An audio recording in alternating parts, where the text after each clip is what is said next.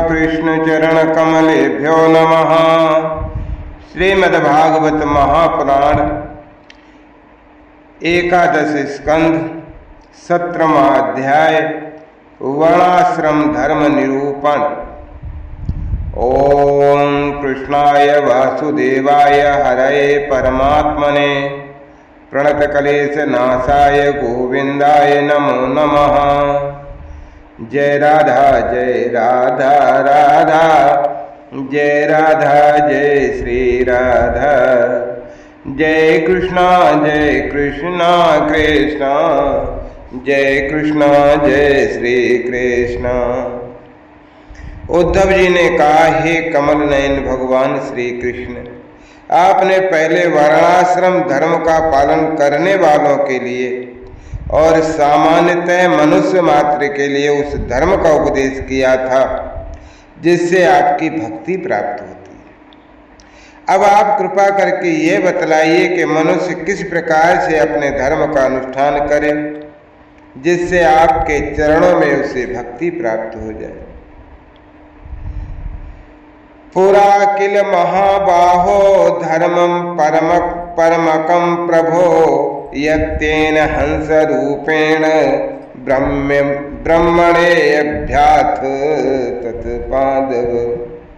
हे प्रभु, महाबाहु माधव, पहले आपने हंस रूप से अवतार ग्रहण करके ब्रह्मा जी को अपने परम धर्म का उपदेश किया था। हे रिपुदमन, बहुत समय बीत जाने के कारण वह इस समय मर्त्यलोक में प्रायः नहीं सा रह गया है, क्योंकि आपको उसका उपदेश किए बहुत दिन हो गए। हे अच्युत, पृथ्वी में तथा ब्रह्मा की उस सभा में भी जहाँ संपूर्ण वेद मूर्तमान होकर विराजमान रहते हैं, आपके अतिरिक्त ऐसा कोई भी नहीं है जो आपके इस धर्म का प्रवचन, प्रवर्तन और संरक्षण कर सके। इस धर्म के प्रवर्तक, रक्षक और उपदेशक आप ही। आपने पहले जैसे मधु दैत्य को मारकर वेदों की रक्षा की थी, वैसे ही अपने धर्म की भी रक्षा कीजिए। हे स्वयं प्रकाश परमात्मन, जब आप पृथ्वी तल से अपनी लीला संवरण कर लेंगे तब तो इस धर्म का लोप ही हो जाएगा, तो फिर उसे कौन बतावे।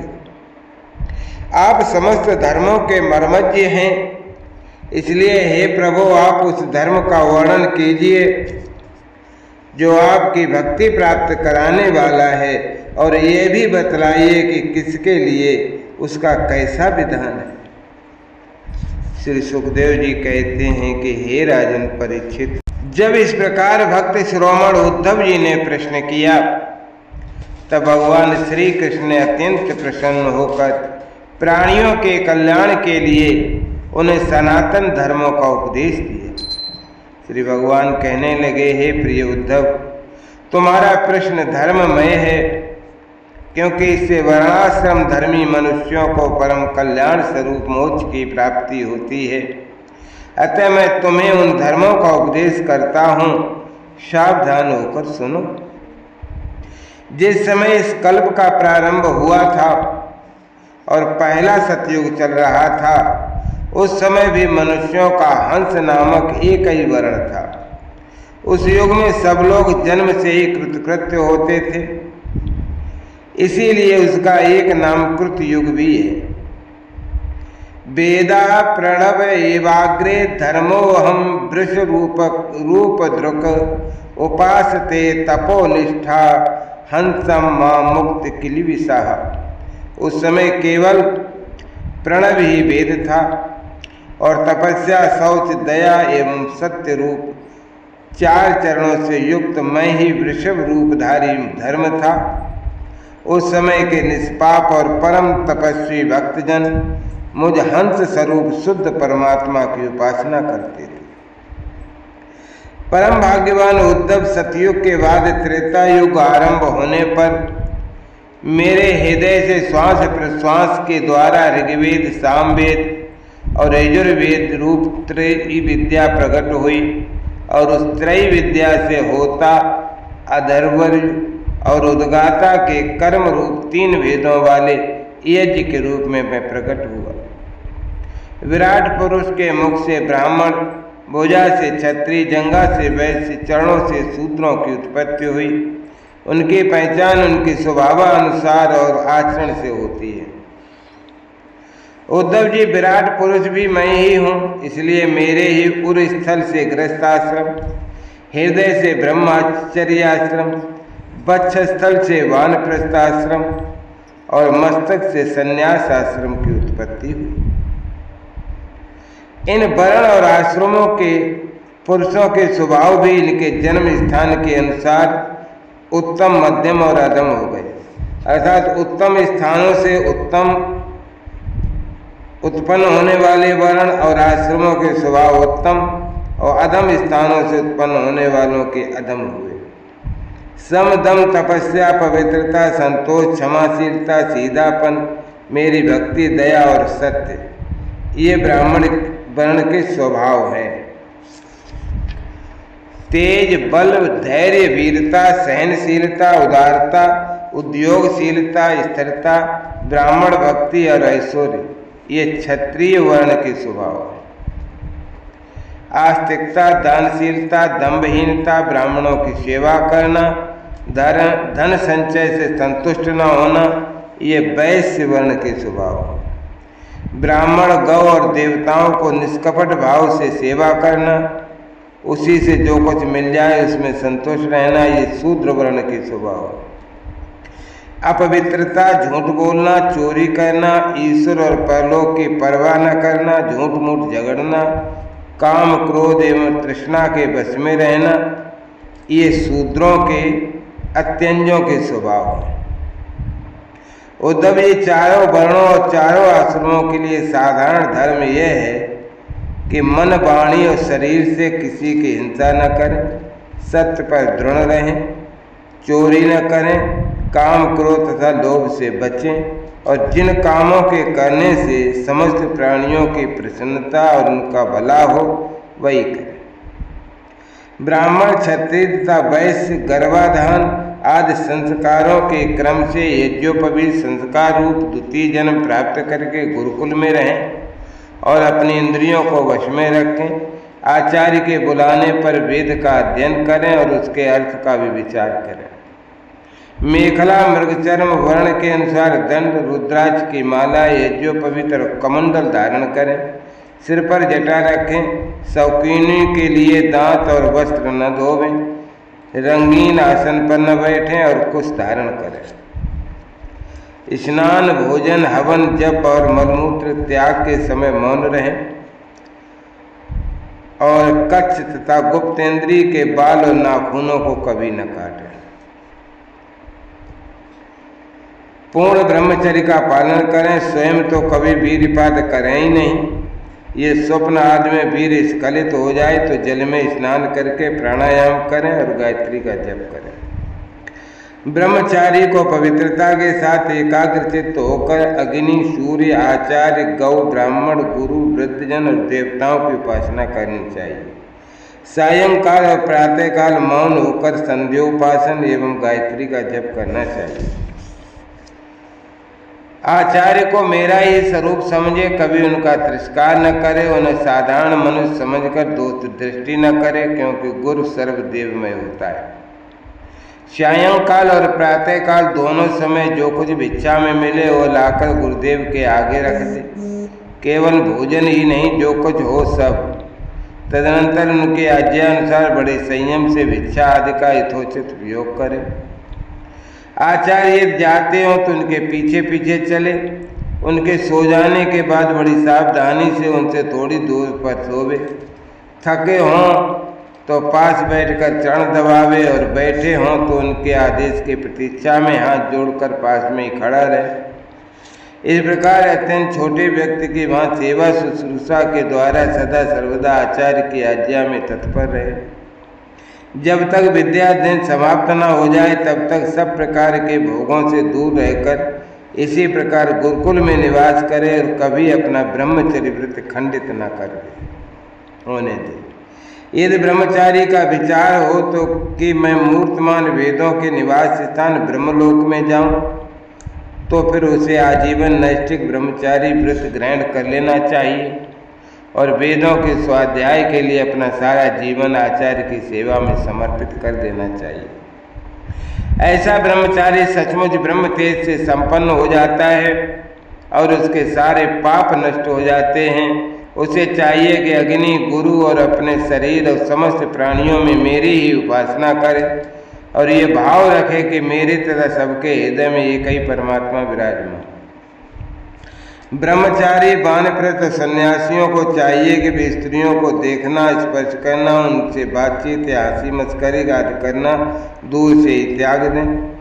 मैथुन करते हुए प्राणियों पर तो दृष्टिपात तक न करें। प्रिय उद्धव, शौच, आचमन, स्नान, संध्योपासन, सरलता, तीर्थ सेवन, जप, समस्त प्राणियों में मुझे ही देखना, मन, वाणी और शरीर का संयम, ये ब्रह्मचारी, गृहस्थ, वानप्रस्थ, सन्यासी सभी के लिए एक से नियम है। अस्पर्शियों को न छूना, अवश्य वस्तुओं को न खाना और जिनसे बोलना न चाहिए उनसे न बोलना, ये नियम भी सबके लिए। नैष्ठिक ब्रह्मचारी ब्राह्मण इन नियमों का पालन करने से अग्नि के समान तेजस्वी हो जाता है। तीव्र तपस्या के कारण उसके कर्म संस्कार भस्म हो जाते हैं, अंतःकरण भी शुद्ध हो जाता है और वो मेरा भक्त होकर मुझे प्राप्त कर लेता है। प्यारे उद्धव, ये नैष्ठिक ब्रह्मचर्य ग्रहण करने की इच्छा न हो तो गृहस्थ आश्रम में प्रवेश करना चाहिए। तो विधिपूर्वक वेदाध्ययन समाप्त करके आचार्य को दक्षिणा देकर उनकी अनुमति लेकर समावर्तन संस्कार करावे, स्नातक बनकर ब्रह्मचर्य आश्रम छोड़ दे। ब्रह्मचारी को चाहिए कि ब्रह्मचर्य आश्रम के बाद गृहस्थ अथवा वानप्रस्थ आश्रम में प्रवेश करे। यदि ब्राह्मण हो तो संन्यास भी ले सकता है अथवा उसे चाहिए कि क्रम से एक आश्रम से दूसरे आश्रम में प्रवेश करे, किंतु मेरा आज्ञाकारी भक्त बिना आश्रम के रहकर अथवा विपरीत क्रम से आश्रम परिवर्तन कर स्वेच्छाचार में न प्रवृत्त हो। प्रिय उद्धव, यदि ब्रह्मचर्य आश्रम के बाद गृहस्थ आश्रम स्वीकार करना हो तो ब्रह्मचारी को चाहिए कि अपने अनुरूप एवं शास्त्रोक्त लक्षणों से संपन्न कुलीन कन्या से विवाह करे। वो अवस्था में अपने से छोटी और अपने ही वर्ण की होनी चाहिए। यदि कामवश अन्य वर्ण की कन्या से और विवाह करना हो तो क्रम से अपने निम्न वर्ण की कन्या से विवाह कर सकता है। यज्ञ, यागादि, अध्ययन और दान करने का अधिकार ब्राह्मण, क्षत्रिय एवं वैश्य को समान रूप से है, परंतु दान लेने, पढ़ाने और यज्ञ कराने का अधिकार केवल ब्राह्मणों का ही है।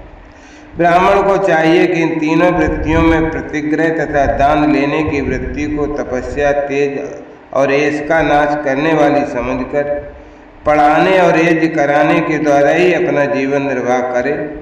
और यदि इन दोनों वृत्तियों में भी दोष दृष्टि हो, परालंबन हो, दीनता हो, दोष दिखते हों तो अन्न कटने के बाद खेतों में पड़े हुए दाने बीनकर ही अपने जीवन का निर्वाह कर ले। उद्धव, ब्राह्मण का शरीर अत्यंत दुर्लभ है। यदि इसलिए नहीं है कि इसके द्वारा तुच्छ विषय भोगे जाएं, ये तो जीवन पर्यंत कष्ट भोगने, तपस्या करने और अंत में अनंत आनंद स्वरूप मोक्ष की प्राप्ति करने के लिए। जो ब्राह्मण घर में रहकर अपने महान धर्म का निष्काम भाव से पालन करता है और खेतों में तथा बाजारों में गिरे पड़े दाने चुनकर संतोषपूर्वक अपने जीवन का निर्वाह कर लेता है, साथ ही अपना शरीर, प्राण, अंतःकरण और आत्मा मुझे समर्पित कर देता है और कहीं भी अत्यंत आसक्त नहीं होता, वो बिना संन्यास लिए ही परम शांति स्वरूप परम पद का प्राप्त कर लेता है।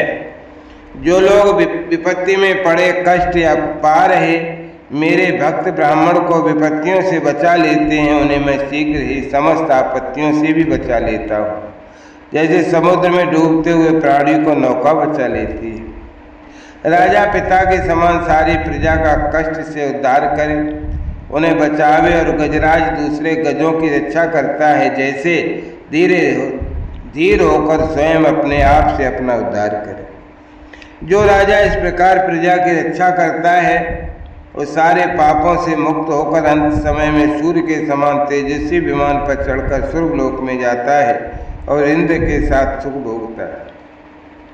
यदि ब्राह्मण अध्यापन अथवा यज्ञ यागाद से अपनी जीविका न चला सके तो वैश्य वृत्ति का आश्रय ले ले और जब तक विपत्ति दूर न हो जाए तब तक करे। यदि बहुत बड़ी आपत्ति का सामना करना पड़े तो तलवार उठाकर क्षत्रियों की वृत्ति से भी अपना काम चला सकता है, परंतु किसी भी अवस्था में नीचों की सेवा, जिसे स्वान वृत्ति कहते, न करे। इसी प्रकार ये क्षत्रिय भी प्रजा पालन आदि के द्वारा अपने जीवन का निर्वाह न कर सके तो वैश्य वृत्ति यानी व्यापार आदि कर ले। बहुत बड़ी आपत्ति हो तो शिकार के द्वारा अथवा विद्यार्थियों को पढ़ाकर भी अपनी आपत्ति के दिन काट ले, परंतु नीचों की सेवा यानी स्वान वृत्ति का आश्रय कभी न ले। वैसे भी आपत्ति के समय शूद्रों की वृत्ति सेवा से अथवा अपना जीवन निर्वाह कर ले। शूद्र चटाई बुनने आदि कारु वृत्ति का आश्रय ले ले, परंतु उद्धव ये सारी बातें आपत्ति काल के लिए हैं। आपत्ति का समय बीत जाने पर निम्न वर्ण की वृत्ति से जीविकोपार्जन करने का लोभ न करे। अच्छा, गृहस्थ पुरुष को चाहिए कि वेदाध्ययन रूप ब्रह्मयज्ञ, तर्पण रूप पितृयज्ञ, हवन रूप देवयज्ञ, काक बलि और भूत यज्ञ और अन्नदान रूप अतिथि यज्ञ आदि के द्वारा मेरे स्वरूप भूत ऋषि देवता पितर मनुष्य एवं अन्य समस्त प्राणियों के यथाशक्ति प्रतिदिन पूजा करता रहे। गृहस्थ पुरुष अनायास प्राप्त अथवा शास्त्रोक्त रीति से उपार्जित अपने शुद्ध धन से अपने भृत्य आश्रित प्रजाजन को किसी प्रकार का कष्ट न पहुंचाते हुए न्याय और विधि के साथ ही यज्ञ करे। हे प्रिय उद्धव, गृहस्थ पुरुष कुटुंब में आसक्त न हो, बड़ा कुटुंब होने पर भी भजन में प्रमाद न करे। बुद्धिमान पुरुष को यह बात भी समझ लेनी चाहिए कि जैसे इस लोक की सभी वस्तुएं नाशवान हैं, वैसे स्वर्गाद और परलोक के भोग भी नाशवान नहीं हैं। ये जो स्त्री पुत्र भाई बंधु और गुरुजनों का मिलना जुलना है, ये वैसा ही है जैसे किसी प्याऊ पर कुछ बटोई इकट्ठे हो गए हो। सबको अलग अलग रास्ते जाना है। जैसे स्वप्न नींद टूटने तक ही रहता है, वैसे इन मिलने जुलने वालों का संबंध ही बस शरीर के रहने तक ही रहता है, फिर तो कौन किसको पूछता है। गृहस्थ को चाहिए कि इस प्रकार विचार करके घर गृहस्थी में ज़्यादा फंसे नहीं, उसमें इस प्रकार अनासक्त भाव से रहे मानो कोई अतिथ निवास कर रहा हो। जो शरीर आदि में अहंकार और घर आदि में ममता नहीं करता, उसे घर गृहस्थी के फंदे बांध नहीं सकते। भक्तिमान पुरुष गृहस्थों से शास्त्रोक्त कर्मों के द्वारा मेरी आराधना करता हुआ घर में ही रहे, अथवा यदि पुत्रवान हो तो वानप्रस्थ आश्रम में चला जाए अथवा संन्यास आश्रम स्वीकार कर ले। प्रिय उद्धव, जो लोग इस प्रकार गृहस्थ जीवन न बिताकर घर गृहस्थी में आसक्त बने रहते हैं, स्त्री पुत्र और धन की कामनाओं में फंसकर हाय हाय करते रहते और मूर्तावस्थ स्त्री लंपट और कृपण होकर मैं मेरे के फेर में पड़ जाते हैं, वे तो बंध जाते हैं। वे सोचते हैं कि हाय हाय मेरे माँ बाप बूढ़े हो गए, पत्नी के बाल बच्चे अभी छोटे छोटे हैं, मेरे न रहने पर ये दीन अनाथ और दुखी हो जाएंगे, फिर इनका जीवन कैसे रहेगा। इस प्रकार घर गृहस्थी की वासना से जिसका चित्त विक्षिप्त हो रहा है, वह मूढ़ बुद्धि पुरुष विषय भोगों से कभी तृप्त नहीं होता, उन्हीं में उलझकर अपना जीवन खो बैठता है और मरकर घोर तमोमय नरक में जाता है।